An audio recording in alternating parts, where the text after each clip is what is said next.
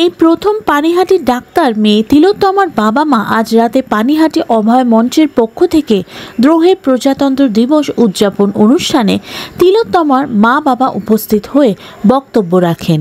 বাবা এবং সেই বক্তব্যের মধ্যে দিয়ে উনি প্রকাশ্য জনসভায় বলেন, পানিহাটির বিধায়ক নির্মল ঘোষ প্রাক্তন এবং বর্তমান দুই কাউন্সিলরের বিরুদ্ধে এবং এর পাশাপাশি উনি উল্লেখ করেন ওনার কাছে প্রমাণ নেই, কিন্তু উনি শুনেছেন হন্টা হাসপাতালে পৌঁছানোর আগে এক সাংসদ সেই আরজিকর হাসপাতালে উপস্থিত ছিলেন। তিলোত্তমার মা বাবার কথার মধ্যে দিয়ে ইঙ্গিতে বুঝিয়ে দেন দমদম লোকসভা কেন্দ্রের সাংসদের দিকে আঙুল তোলেন এবং মুখ্যমন্ত্রীর পদত্যাগের কথা বলেন। সিপি এবং হোমিসাইডের ইন্সপেক্টর সেদিন সেমিনার কক্ষে উপস্থিত ছিলেন। সেইখানে উপস্থিত ছিলেন সৌরভ ঝা বলে একজন তালা থানা ইন্সপেক্টর। তিনি বলছেন, সকাল 10টা 10 যখন আমি খবর পাই, আমি আমার জিডি বুকে কিছুটা জায়গা খালি রেখে পরবর্তী কেসগুলো আমি এন্ট্রি করেছি।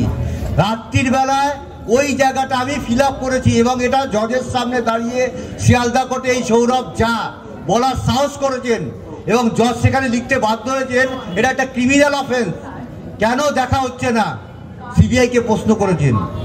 কিন্তু সেই প্রশ্নের উত্তর আমি কোথায় পাবো? এই জন্যে আমরা হাইকোর্টে আমাদের 54টা কোশ্চেন নিয়ে আবার ফার্দার ইনভেস্টিগেশনের জন্য মামলা করেছি এবং হাইকোর্ট এটাকে সুপ্রিম কোর্ট থেকে ক্লারিফিকেশন আনতে বলেছে। যেহেতু সুপ্রিম কোর্ট সুমোটো নিয়েছে, যদি ক্লিয়ারিফিকেশন দিয়ে হাইকোর্টে কেসটা রিটার্ন করে দেয়, আমরা হাইকোর্টের সামনে এই প্রশ্নের উত্তরগুলো আবার চাইব। এগুলো তারা ভালো করে শুনে যতটা সম্ভব পারেন মানুষ চারিদিকে ছড়িয়ে দেবেন। যখন 9 তারিখে আমার মেয়ে মারা গেছিল এবং 10টা 53 আমার ফোন আসে, যে ফোন কলটা আসে, তখন থেকেই আমার মনে বিভিন্ন প্রশ্নের উৎপন্ন হয়েছিল। সত্যি কথা বলতে কি, আজ পর্যন্ত সেই কোনো প্রশ্নের উত্তর আমি পাইনি এবং তারপরে অনেক দিন কেটে গেছে, 165 দিন আজ কেটে গেছে। প্রতিটা সেকেন্ড মিনিট কিভাবে কাটছে আমাদের নিশ্চয়ই আপনারা একটু অনুমান করতে পারবেন। আপনারা আমার পরিবারের সদস্য হয়ে তার অংশীদার হয়েছেন এবং আমাকে সহযোগিতা করার জন্য আপনারা যেভাবে এগিয়ে এসছেন, আজকে তার জন্য আজকে এখানে দাঁড়িয়ে 2-4 কথা বলার সুযোগটা পাচ্ছি। প্রথম দিকে আমরা কিন্তু কোনো রকম কথা বলার সুযোগ পাইনি।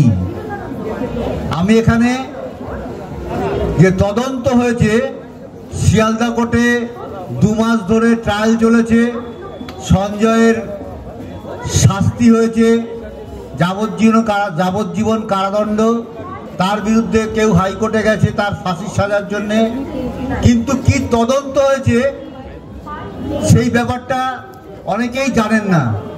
আমি এই তদন্ত সম্বন্ধে যেটুকু জানি, রায়ের কপি আমার কাছে আছে, আমি 2-4টে লাইন পড়ে আপনাদের শোনাবো এবং বলবো। প্রথম যখন 13 তারিখ আমরা হাইকোর্টে মামলা করেছিলাম, আমরা কিন্তু কোনোভাবেই সিবিআইকে চাইনি। আমরা চেয়েছিলাম নিরপেক্ষ কোনো সংস্থা এবং হাইকোর্টের মনিটরিংয়ে এই তদন্তটা হোক এবং প্রকৃত সত্য উদ্ঘাটিত হোক। প্রথম সোদপুরের বুকে সত্যি এটা দুঃখজনক বিষয়। আরও 2বার চেষ্টা করেছি সোদপুরের বুকে বলার, কিন্তু সে পরিস্থিতি অনুযায়ী সেটা সুযোগ আর হয়নি। আজকে প্রথম যে কোশ্চেনগুলো আছে, কোশ্চেনগুলো সবার সামনে তুলে ধরলাম, কিন্তু সবাইকে অনুরোধ করবো এই কোশ্চেনগুলো আরও বিশ্লেষণ করে সবার মধ্যে ছড়িয়ে দেওয়ার জন্য। আজকে তৃণমূলের মুখপাত্র কুণাল ঘোষ বলেছে, তার উত্তর আমি দিয়ে দিয়েছি। যদি বলে যে উনি যাই বলুন, আমরা কারোর দ্বারা একা বলতে যদি দাঁড়িয়ে বলতে হয় রাস্তার কোনো মোড়ে দাঁড়িয়ে আমি বলতে পারি, কোনো অসুবিধা নেই। কারণ রায়ের কপি আমি চাই, এই কদিন ধরে আমি রায়ের কপিটা পুরো পুঙ্খানুপুঙ্খ পড়ে চেষ্টা করছি, কারণ আমি তো কোর্টে এখন প্রেজেন্ট থাকি, কোর্টেও যাতে আমি এর অ্যান্সার দিতে পারি। এই সমস্ত বিষয় হাইকোর্টেও যাবে এবং আমরা যে কোশ্চেন রেখেছি তার অনেক উত্তর, এই মানে তার ওই প্রশ্নের প্রতিফলন এর মধ্যেও আছে। উত্তর প্রতিবাদী অর্থাৎ চক্রান্তকারীদের মুখপাত্র হিসাবে এখন আপনারা কাজ করছেন। আমি মনে করি কুণাল ঘোষের কোনো কথার উত্তর দিতে আমরা বাধ্য নই, একদম ওনার কোনো কথার আমরা উত্তরই দেবো না। ওনাকে আমি একদম সাধারণ মানুষ ভাবি, ওনার ওই সবার পেছনে খোঁচা দেওয়ার এই স্বভাবটা আমার একদমই ভালো লাগে না। আমি ওনার কোনো কথার উত্তর দিতে বাধ্য নই। উনি আরো বলেছেন সেদিনকে নাকি আপনাদের চোখের জল নাকি উনি দেখতে পায়নি। চোখের জল কোন দিন দেখতে পাননি? উনি দেখতে পাবেন না। মন্টি মারা গেছিল, উনি কোনোদিন দেখতে পাবেন না। উনি দেখবেন কি করে? উনি কি আমাদের ওখানে প্রেজেন্ট ছিলেন? কারা দেখেছে? সিপি দেখেছে, এসিপি দেখেছে, মুরলীধর শর্মা দেখেছে এবং সফিয়া মল্লিক দেখেছে। টালা থানার ওসি ওখানে প্রেজেন্ট ছিল এবং আমার স্ত্রী টালা থানার ওসির পায়ে পর্যন্ত ধরেছে সেমিনার রুমে ঢোকার জন্য, ঢুকতে দেওয়া হয়নি। এবং তা সত্ত্বেও সেমিনার রুমের মধ্যে অসংখ্য লোক ঘোরাঘুরি করছিল।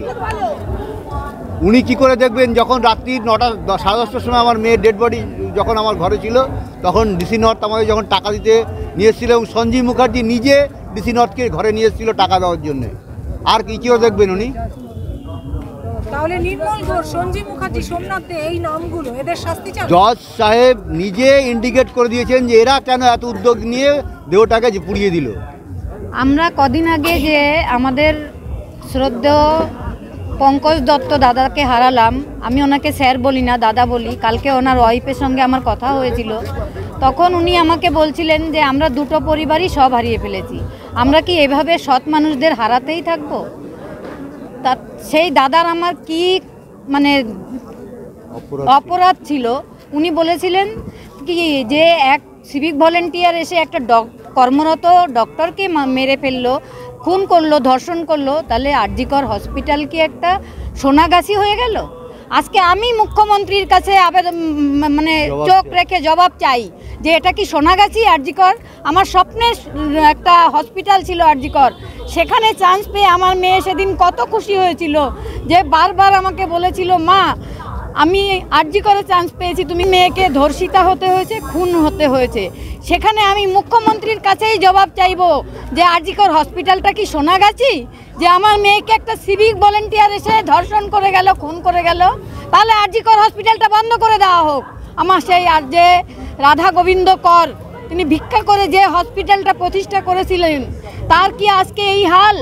আমি মনে করি সঞ্জয় রায় একা এই কাজ করেনি, এবং পরে সন্দীপ ঘোষ এবং অভিজিৎ মণ্ডলের বিরুদ্ধে যে তথ্য প্রমাণ সিবিআই এনেছিল, সেটাও 90 দিনের চার্জশিট দিতে পারলো না বলে তারাও ছাড়া পেয়ে গেল।